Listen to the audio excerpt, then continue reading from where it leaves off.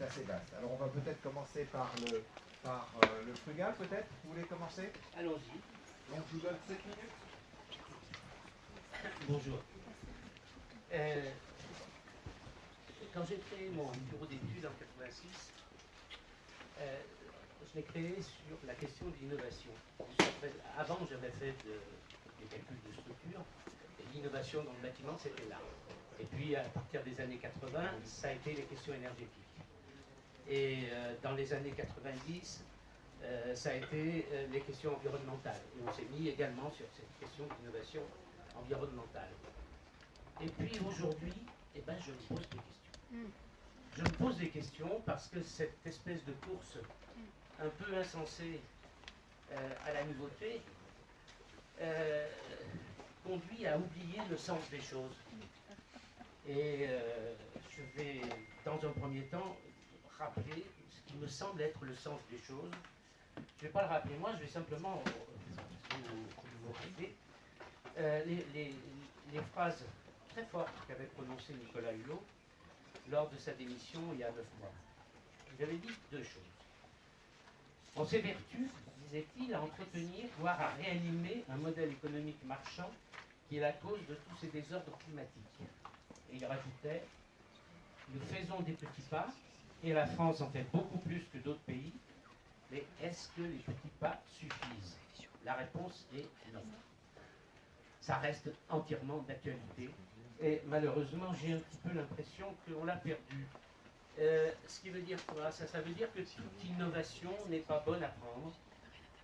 Certaines de ces innovations ne font qu'entretenir, comme disait le mode de produire, de consommer, de se déplacer, de vivre, qui nous a conduits dans l'impasse où on est aujourd'hui. Et force est de constater que c'est trop souvent le cas dans les innovations qui sont liées aux bâtiments connectés.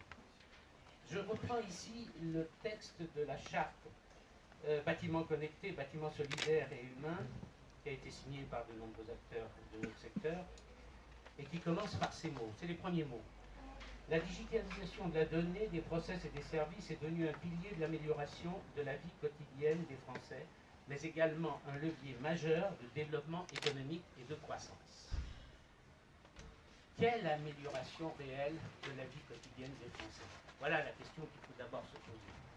Est-ce que ce sont tous les gadgets connectés dont on vous parle qui conduisent à une amélioration réelle? Quel développement économique? Quelle croissance?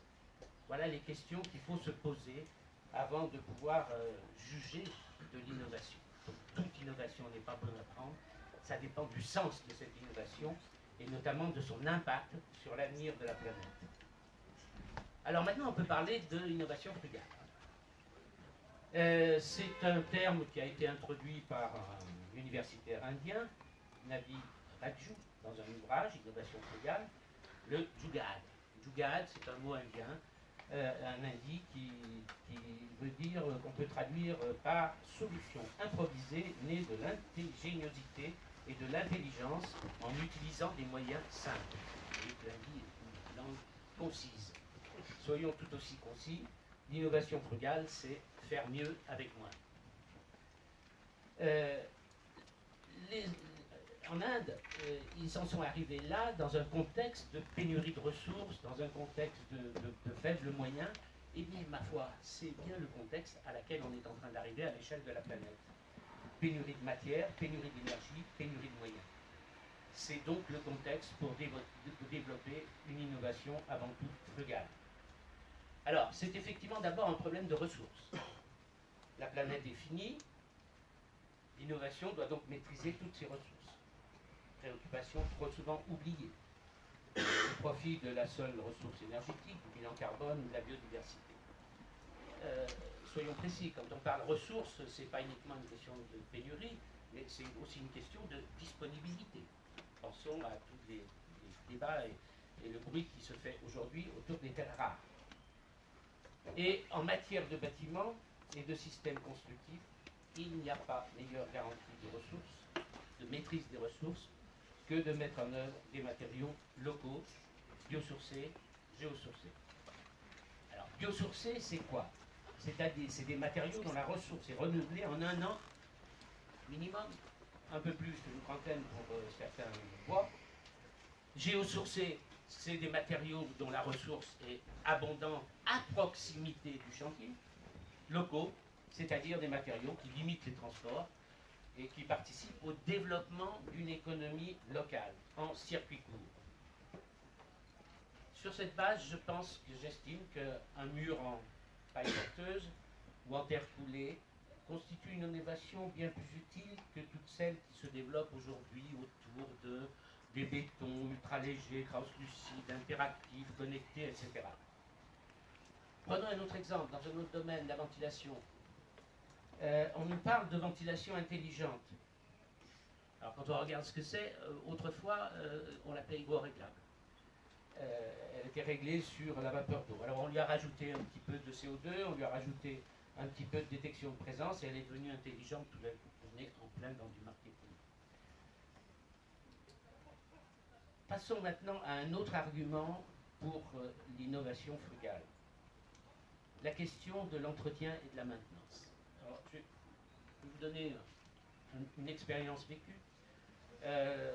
Dans les années 80, non, même dans les années 2000, on a fait dans mon bureau d'études pas mal de bâtiments zéro énergie. Zéro énergie, hein, non pas du PEPOS, mais du bâtiment sur lesquels tous les usages étaient couverts par des énergies renouvelables. Parmi ces bâtiments, il y en a un qui est un immeuble de bureau de 20 000 m² pour Bouygues Immobilier, à Meudon, dans Green Office, en plus avec cerise sur le gâteau, sans climatisation.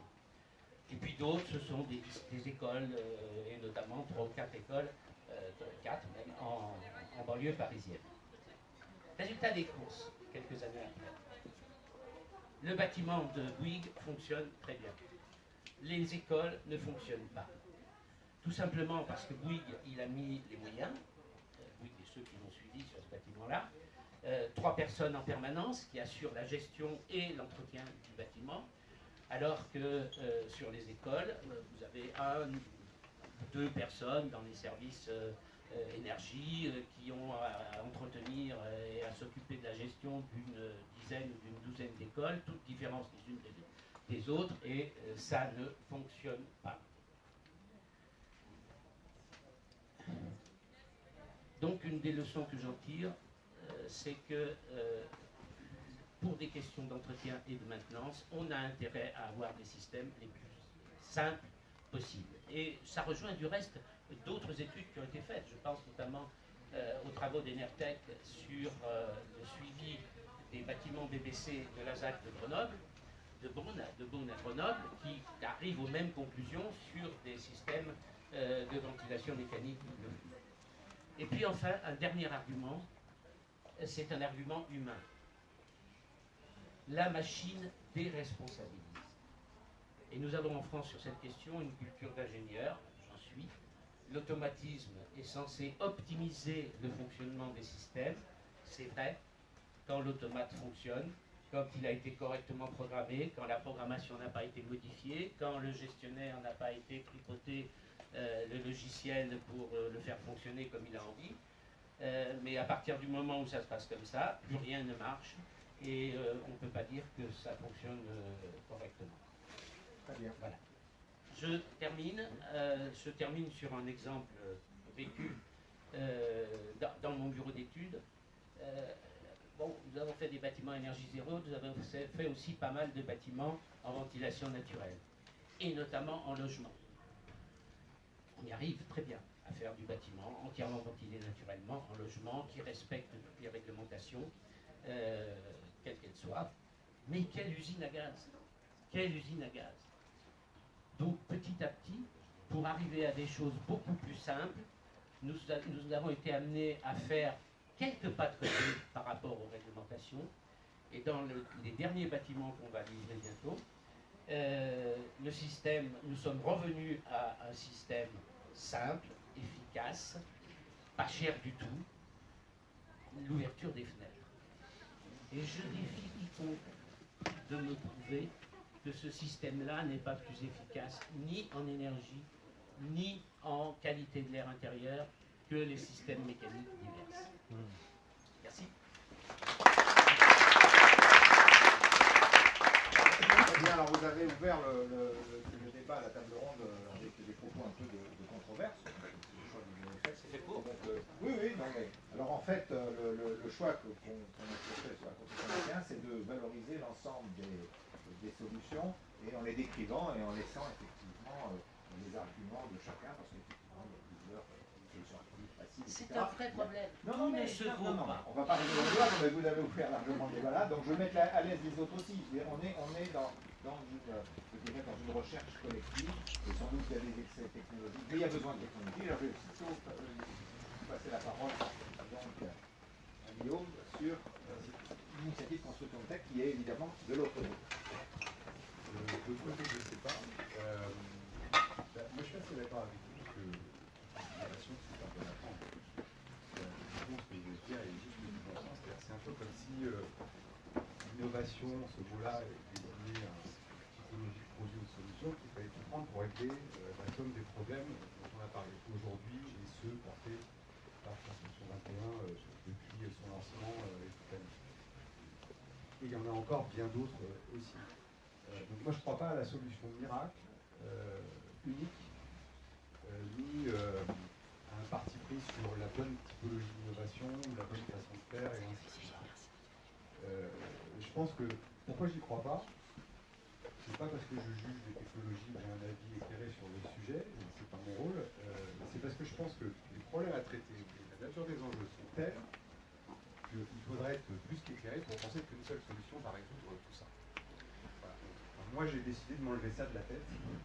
Je pense que ça ne suffira pas. Vous avez raison de rappeler, en faisant référence aux propos de M. Hulot, que les enjeux sont colossaux. Je pense que d'ailleurs pas grand monde en mesure la taille au sens de choses quantifiables, vraiment. Et Madame citait tout à l'heure l'invisible, avec l'image de l'iceberg, c'est probablement ça qu'il faut avoir en tête.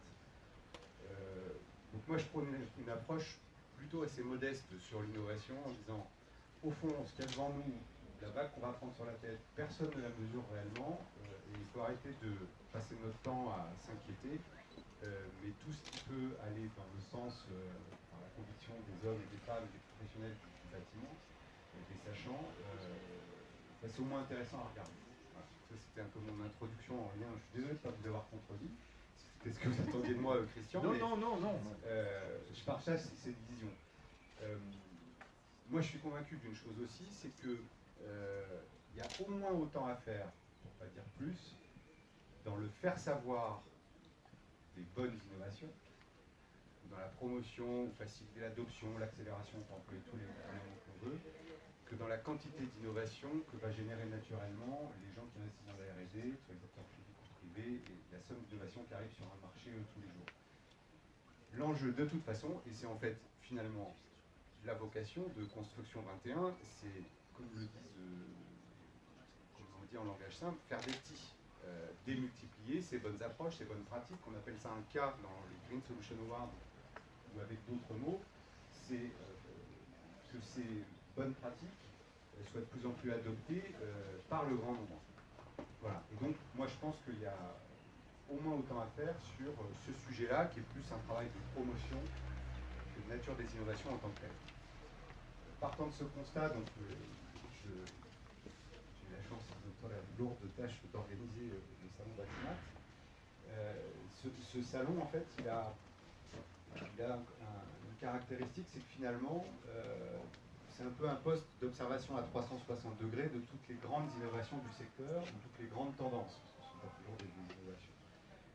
Donc nous, on est experts de rien, mais par contre, on a une vision probablement la plus large et d'ensemble de tout ce qui se passe. Et moi, j'avais observé quelque chose avec mes équipes après les années 2000. Il y avait tous ces nouveaux entrants, ces nouveaux acteurs, comme on les appelle parfois les PIC, avec les startups qui arrivaient dans le secteur du bâtiment. Donc on a vu ça monter sur le salon et puis on le voit sur d'autres salons dans le monde aussi.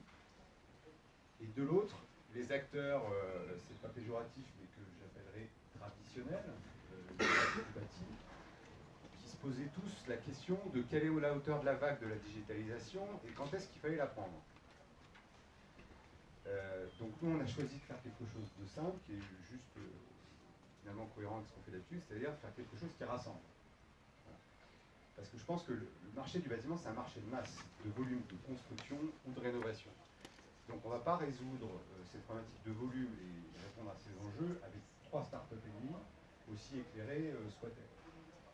Donc le vrai sujet, c'est comment les acteurs qui sont à même, les grandes entreprises qui sont à même de répondre à ces enjeux en volume, adoptent les bonnes innovations pour faire des choses. Et donc on a créé cette démarche qui s'appelle Construction Tech, qui est une marque qui s'inspire, parce qu'on a trouvé ça très bien, et pour le coup c'est une vraie bonne initiative française, de la French Tech. Voilà. C'est une démarche effectivement marketing, mais qui a vocation à rendre les choses visibles. Et on s'est dit, créons quelque chose qui rassemble, plutôt que de faire d'un côté un ghetto à start-up pour les gens modernes, et puis un ghetto des anciens pour ceux qu'on n'appelle pas start-up, ce qui n'a pas vraiment de sens, et c'est pas vraiment conforme à nos valeurs. Donc Construction Tech, pour la première fois, en fait, on a créé quelque chose qui est pas éphémère. D'habitude, on fait que de l'éphémère, c'est comme des salons, il y a une date d'ouverture et une date de fermeture. Et là, c'est une démarche qui dure toute l'année, qui, comme les constructions 21, est très dans la façon de faire les choses ouverte, et absolument pas marchande d'ailleurs, qui vise à rassembler et promouvoir toutes ces initiatives. Alors ça prend la forme de quoi?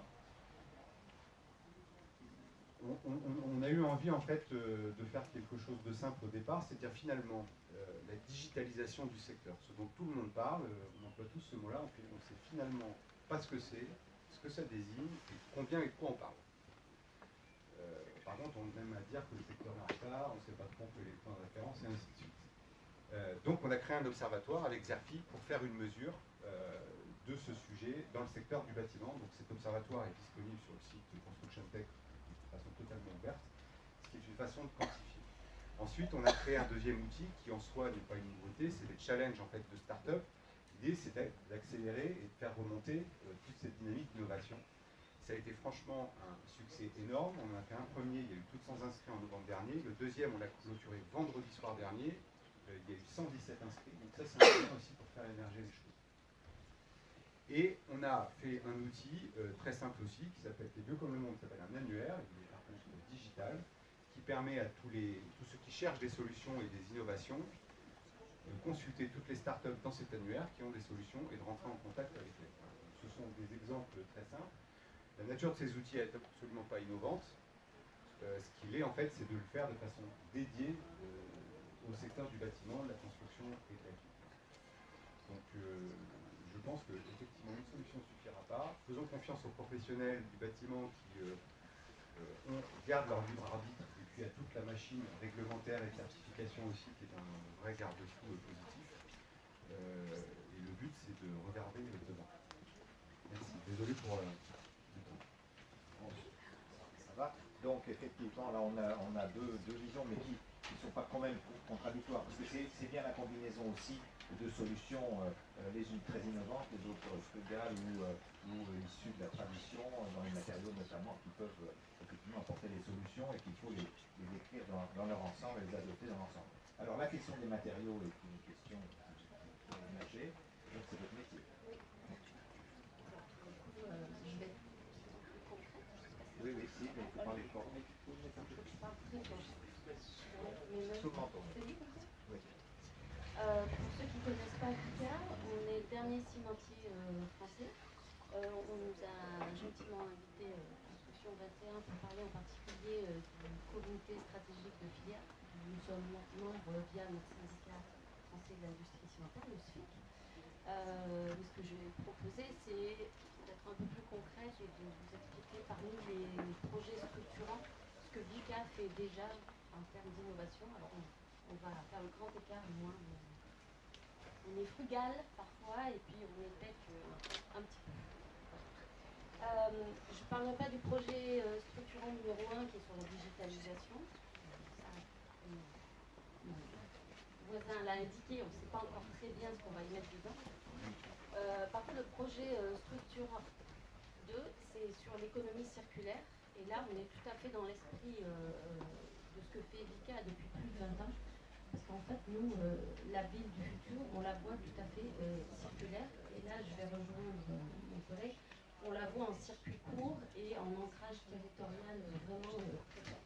Donc c'est une gestion des matériaux au niveau local que nous prenons. Et juste pour vous donner un exemple, nous avons une ambition très forte d'éliminer toute énergie fossile de nos cimenteries à l'horizon 2023. Donc c'est 100% de combustible de substitution issu des déchets que la communauté produit. Donc votre vieux canapé que vous amenez le samedi à la déchetterie, il y a des fortes chances maintenant qu'il finisse dans une de nos cimenteries si vous êtes proche des cimenteries. Il faut imaginer, c'est plus de 800 000 tonnes au niveau de notre groupe, 800 000 tonnes de déchets qui sont valorisés énergétiquement, donc qui ne sont pas enfouis dans des trous, qui ne finissent pas en incinération avec un déchet qui s'appelle le HF. Et on a aussi une action sur la valorisation matière au niveau de nos cimenteries, et également nous avons des actions de recyclage des matériaux de déconstruction. Il faut savoir que dans notre industrie, nous sommes capables de recréer le cercle d'économie circulaire sur nous-mêmes. C'est-à-dire que quand vous avez un béton qui se déconstruit, vous pouvez le concasser. Une partie des fines va repartir comme matière première pour le ciment, et les graves, les plus gros cailloux qu'on obtient, eux vont repartir comme granulats vers des centrales à béton.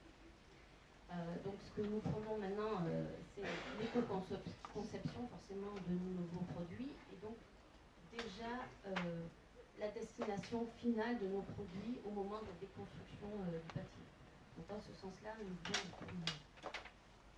Donc je vous ai dit, la vie elle sera circulaire sur les matériaux, elle sera aussi cyclique sur le cycle de vie de la faune naturelle. Nous avons une grosse action sur l'encouragement de la biodiversité en milieu urbain. Donc ça c'est une expérience que nous avons qui est très forte sur nos carrières. Et on peut tirer des leçons de nos expériences industrielles et les transposer à la ville. Donc nous avons un programme qui s'appelle Odyssée et qui porte sur les pollinisateurs sauvages. Alors beaucoup de villes se sont mis à mettre des ruches d'abeilles domestiques sur les toits, faire du miel, c'est sympa et tout ça. Il faut quand même savoir que c'est une espèce et en termes de biodiversité, on peut faire mieux. Donc nous, on a créé en fait du mobilier urbain qui permet à plein d'abeilles solitaires de nicher à l'intérieur de nos modules. Et là, on a une grosse étude avec l'INRA qui est en cours et on est en train d'avoir les premières éclosions d'abeilles et on est en train de compter le nombre d'espèces qu'on est capable d'attirer dans nos hôtels en béton.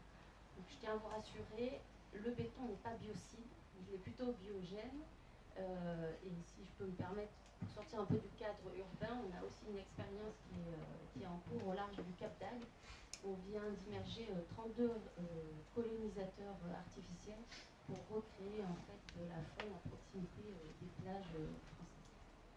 Voilà. Ça c'était le projet structurant 2.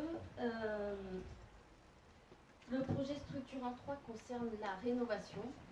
On pourrait penser que pour un cimentier et un bétonnier, l'important c'est de faire du volume et de toujours plus produire. On n'est plus du tout dans cet état d'esprit. Pour nous, c'est le bon béton au bon endroit et en bonne quantité. Et puis c'est pas forcément de l'habitat neuf, mais c'est vraiment relever le défi de la rénovation thermique. Pour nous, il nous semble quand même terrible qu'on ait encore des passoires thermiques à notre époque, avec un impact CO2 qu'on connaît. Donc on s'est beaucoup interrogé sur ce challenge de la rénovation. Vous allez me dire qu'est-ce que le béton a à faire dans cette histoire-là.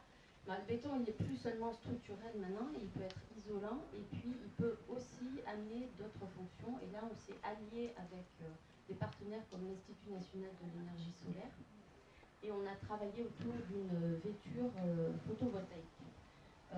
Parce qu'on a fait le constat qu'en fait, quand quelqu'un décide de faire une rénovation thermique, il ne voit jamais son retour sur investissement en termes de chauffage. Donc le fait d'avoir une fonction supplémentaire de génération d'électricité et d'autoconsommation, c'est un gain immédiat que le propriétaire peut voir immédiatement.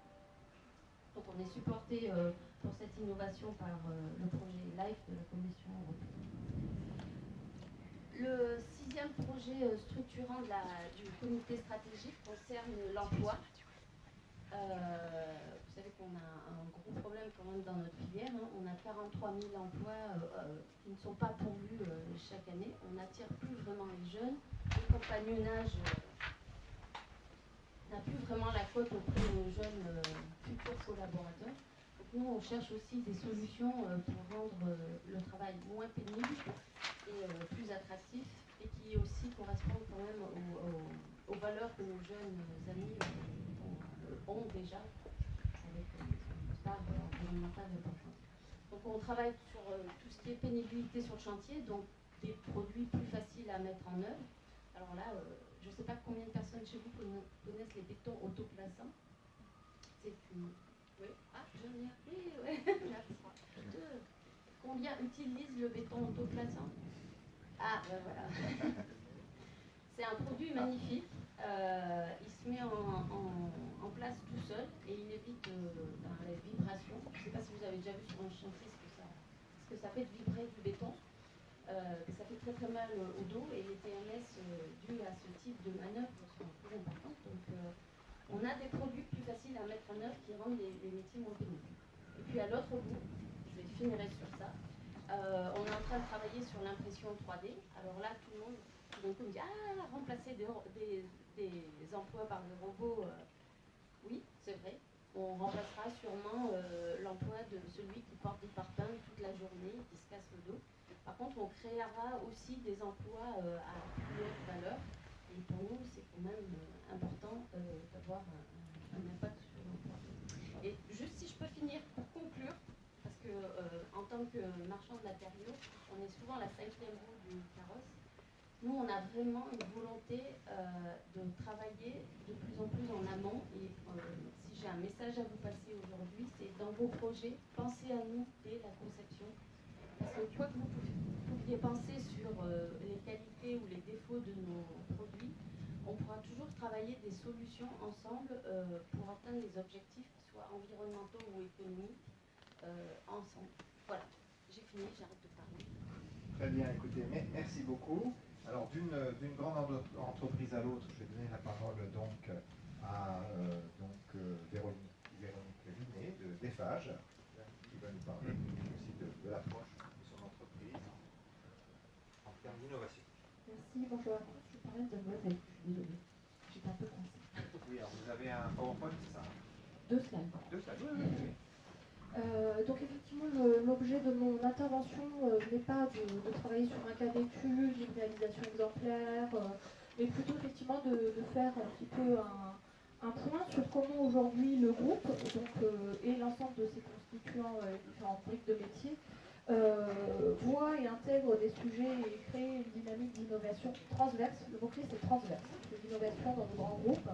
On en fait, on a une culture quand même aujourd'hui assez importante sur ce sujet, mais c'est très cœur de métier, donc c'est un peu chacun dans son coin. Donc le mot-clé, c'est transverse, innovation transverse. Donc comment aujourd'hui le groupe effectivement travaille sur ces sujets, et en particulier, parce que c'est très très fortement orienté dans un objectif de réduire les émissions carbone, puisque c'est très lié à nos engagements renouvelés sur la réduction des émissions carbone. Non pas en interne, je ne dis pas qu'on fait rien en interne, on fait déjà beaucoup de choses sur la maîtrise de nos impacts liés à notre activité, mais surtout par rapport à l'offre. Donc il s'agit bien effectivement aujourd'hui de travailler sur construire autrement, et donc intégrer potentiellement des nouveaux matériaux, des innovations, de manière de construire différente. Donc voilà, simplement pour vous dire, typiquement la stratégie aujourd'hui du groupe, elle se résume au travers de ces 3 grands piliers: l'innovation, la transition écologique et la transition digitale. La direction développement durable et innovation transverse, c'est l'une des rares directions transverses à l'ensemble des métiers du groupe. C'est même la seule, en fait, pour tout le dire. Et donc, est clairement en charge de 2 dispositifs, l'animation, en fait, et le déploiement des stratégies autour de la transition écologique, et l'animation des dispositifs d'innovation transverse. La transition digitale, elle est prise en charge par les activités métiers, elle reste cœur de métier, donc ça ne veut pas dire aujourd'hui qu'on n'a pas des actions et qu'on n'intègre pas dans nos activités toutes les évolutions, les nouveaux produits, ne serait-ce qu'en interne dans nos propres process, et effectivement au cas par cas pour développer des nouvelles offres en fonction effectivement bien sûr de l'intérêt qu'elles présentent. Donc si je refais mon focus sur innovation et bas carbone en particulier, je veux bien vous mettre le slide, voilà.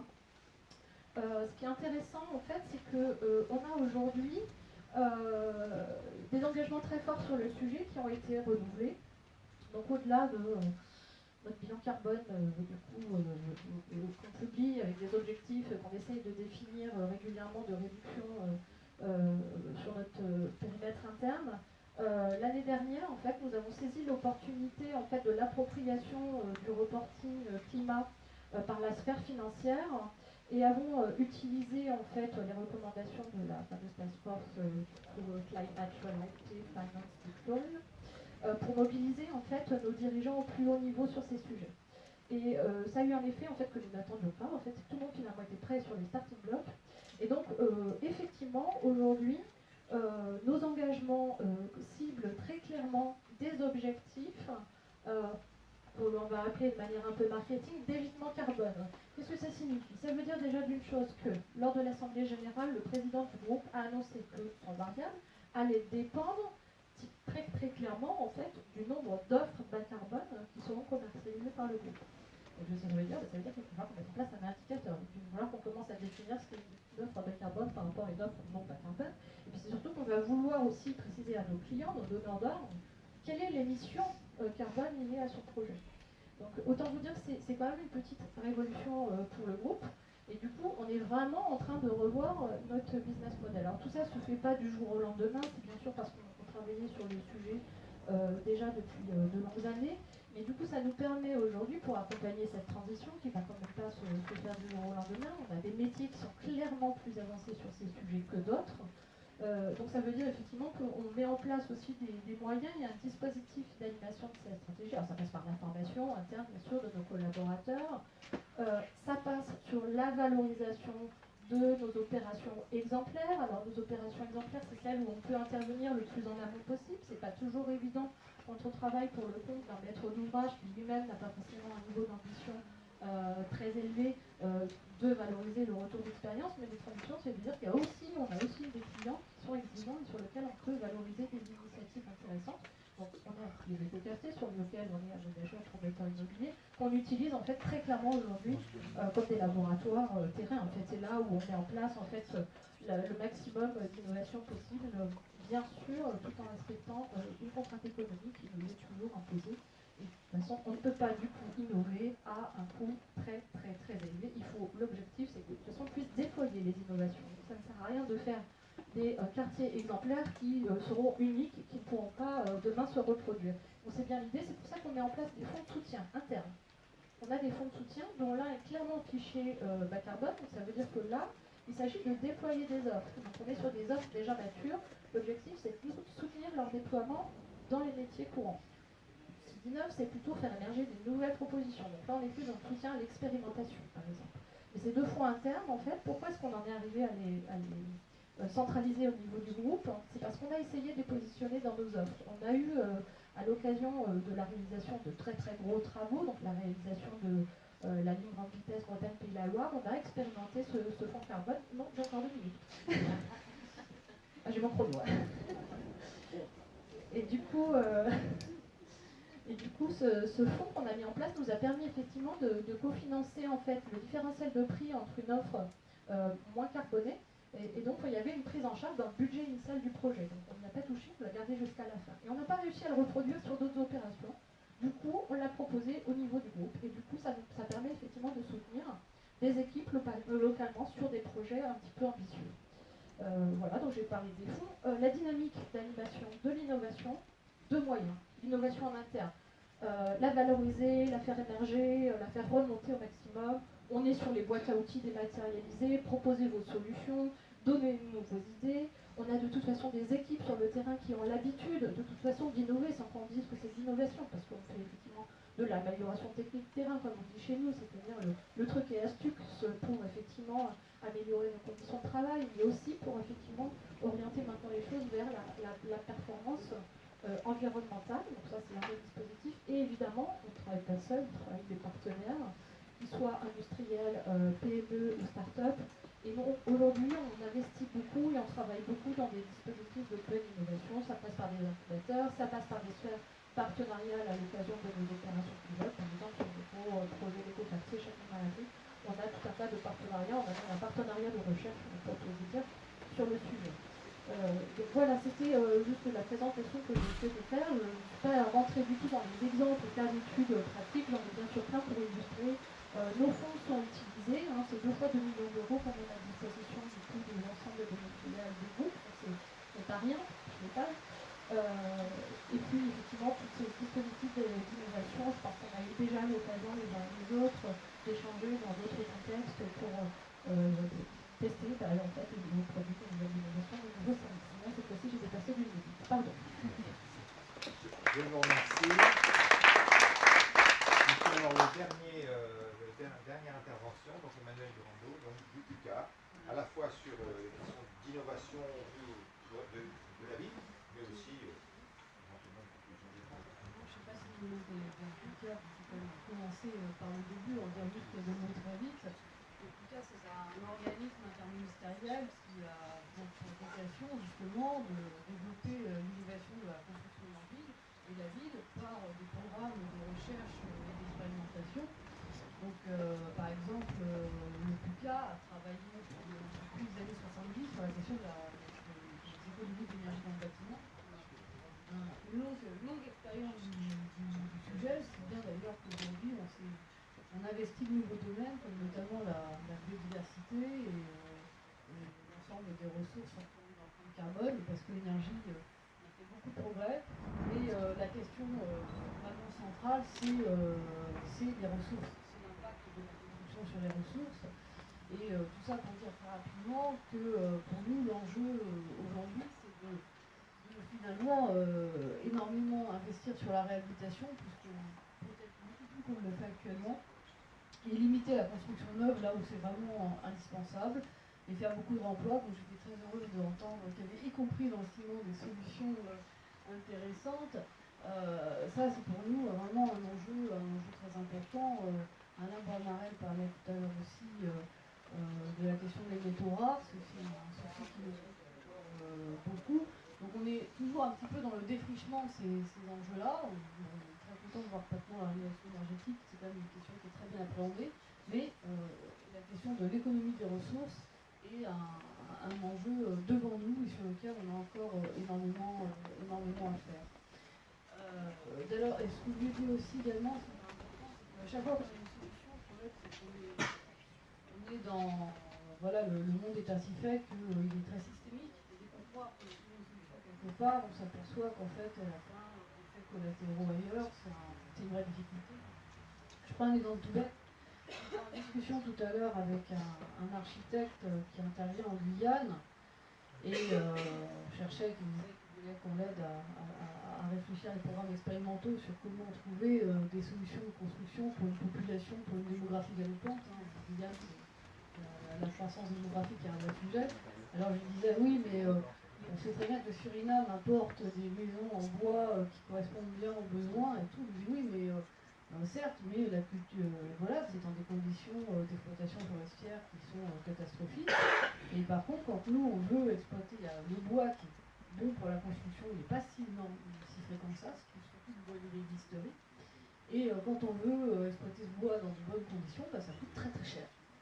Donc voilà, les solutions, on imagine que le matériau biosourcé, il est là, immédiatement exploitable, et en réalité, c'est un peu plus compliqué. Je vais faire de la parenthèse, excusez-moi si elle était un peu longue, tout simplement pour dire que c'était un peu le sujet de préoccupation, de bien faire le tour du sujet. Pour revenir sur la question de la ville, de l'innovation sur la ville, qui était un peu votre demande, on a lancé il y a maintenant 3 ans ça, avec le ministère de la Transition écologique et solidaire, un gros programme qui s'appelait les démonstrateurs industriels de la vie durable, beaucoup d'entre vous ont dû en entendre, justement pour essayer de voir dans quelle mesure les entreprises pouvaient faire assaut d'innovation qu'on n'aurait pas nous imaginé, sans qu'on leur dise ça serait bien que vous innoviez, que l'État leur dise c'est quoi innover là-dedans ou innover là-dedans, qu'est-ce que spontanément elles pouvaient proposer. En fait, le gros sujet qui est sorti, le sujet principal, ça a été celui de l'autoconsommation collective d'énergie. Alors, vous allez me dire, c'est pas vraiment novateur. Ben, si, en France, ça l'est. Ça n'est pas dans beaucoup d'autres pays. Mais en France, ça l'est. Ça avait été ouvert. C'était une possibilité qui a été ouverte par la loi de transition pour une croissance verte. Et donc, beaucoup de grandes entreprises, beaucoup de majors se sont lancés dans ce système-là, considérant qu'il y avait à la fois un avantage clair d'expérimentation, mais également quelque part une plus-value commerciale, que ça rencontrait une demande sociétale de gens qui voulaient produire leur propre électricité, avoir quelque part une action, une maîtrise à la fois de leur consommation mais aussi de la production. Et on s'est rendu compte que c'était pas facile collectivement de trouver un modèle économique ce système-là, qu'il fallait probablement expérimenter un petit peu plus loin, des choses qui ne sont pas nécessairement complètement aujourd'hui rendues possibles dans la réglementation. Et donc il y a eu un cadre expérimental qui a été, après cette expérience de VIVD, qui a été adopté dans la loi Pacte. Voilà, donc là, on voit bien une idée d'innovation et derrière la nécessité d'expérimenter, de définir un cadre d'expérimentation. Je veux dire qu'en dehors de ce sujet-là, on n'a pas eu d'autres sujets d'innovation très, très massifs qui ont émergé. On a eu un sujet assez novateur de recyclage de terre à Sevran, les excavations de la Société du Grand Paris pour la réalisation du super métro. Donc l'excavation des terres avec l'idée de la recycler sur place en briques de terre, qui est un projet particulièrement intéressant, qui pourrait d'ailleurs demain faire des petits, je pense à celui-là.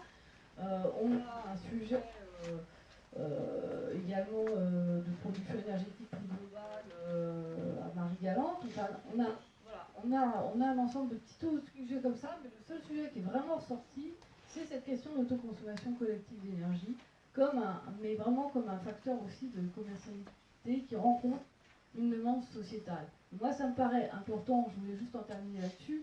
La question de l'innovation, c'est quand même trois aspects. C'est la créativité, c'est la création de valeur ajoutée, et c'est la création de la socialisation, c'est-à-dire de l'appropriation par l'ensemble des sociétés de l'innovation en elle-même. Voilà.